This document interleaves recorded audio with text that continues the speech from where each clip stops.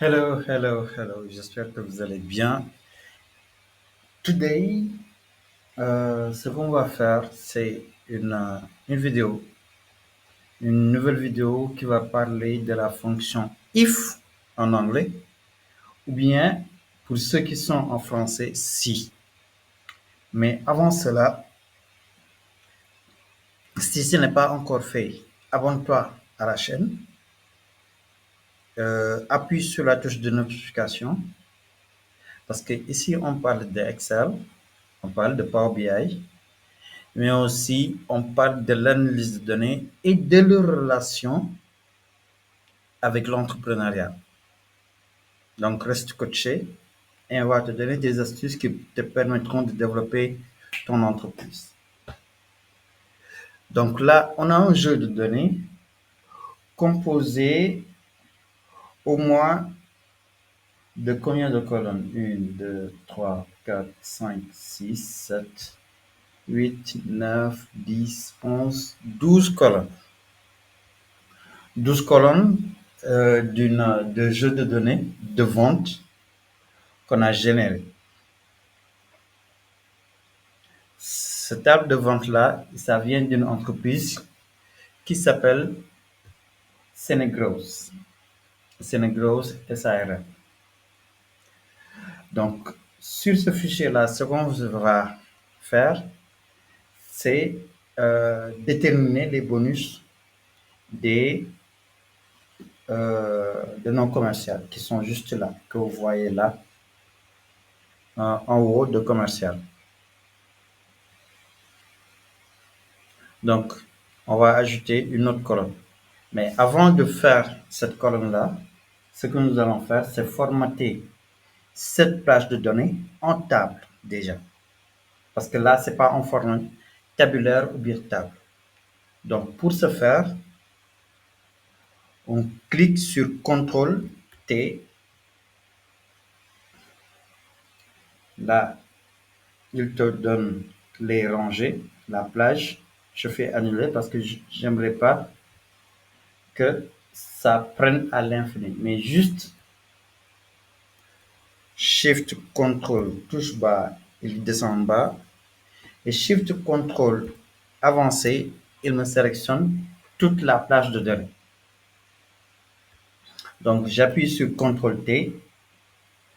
Et là, on voit clairement que la plage de données commence de la cellule A1 jusqu'à la cellule 51. Donc, on a au nombre de 50 lignes sur ce jeu de données-là.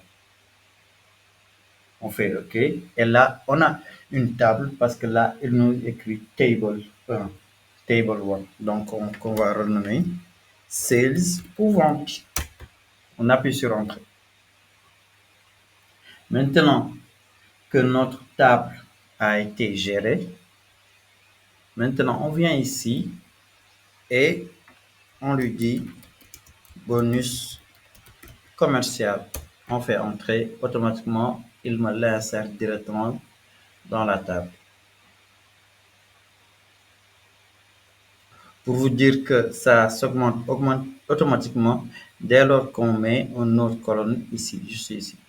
Donc, pour regarder vraiment que la table a été augmentée, on va à conception de tableau, qui est juste ici, et on appuie sur redimensionner le tableau. Et là, tout à l'heure, c'était sur M.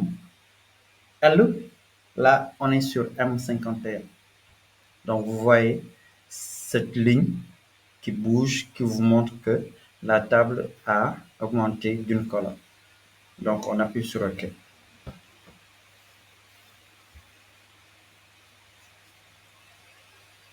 Donc, maintenant, on va utiliser la fonction si, plus une autre fonction qui est la fonction ou, qui va nous permettre de dire si ce nombre-là ou ce nombre-là est égal à tel nombre et à tel nombre, il y aura bonus.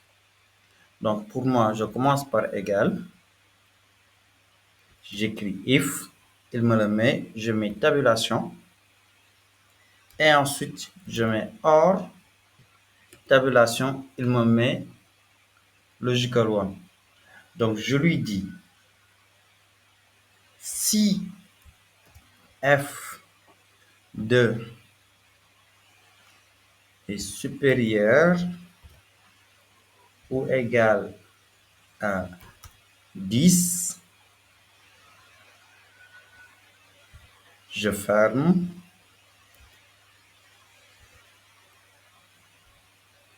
Ou bien, et dans cette logique-là aussi,